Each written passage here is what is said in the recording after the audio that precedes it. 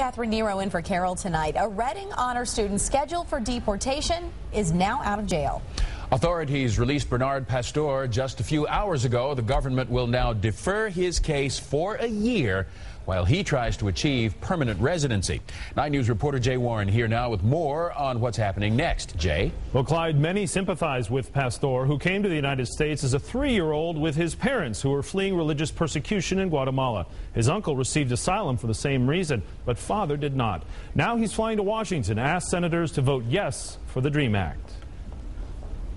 Today's move by the U.S. Attorney's Office comes after weeks of lobbying by Pastor's classmates, Ohio Senator Sherrod Brown, and Representative Steve Driehaus. Jason Rivero is state director of the League of United Latin American Citizens, or LULAC. He says Pastor is the reason why the DREAM Act should be passed. This is very different than what we would consider our immigration reform. The DREAM Act is by far one of the most reasonable and logical bills out there, considering that previous years, over the past 10 years, it had bipartisan support. 9 News also got reaction today from Ohio's Governor Ted Strickland. I'm happy for this young man and for those who care so deeply about him.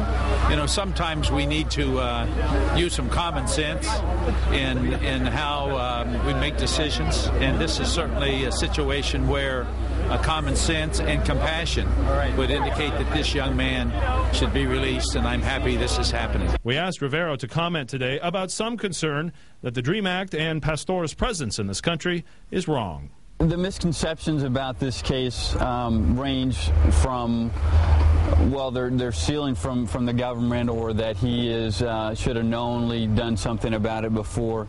But if we look at the case previously, we saw that this family tried to seek asylum here in this country. They have in Guatemala. They were being persecuted for their religious beliefs and political beliefs, and they came here for that reason. In fact, their uncles were granted that asylum, so under the same circumstances.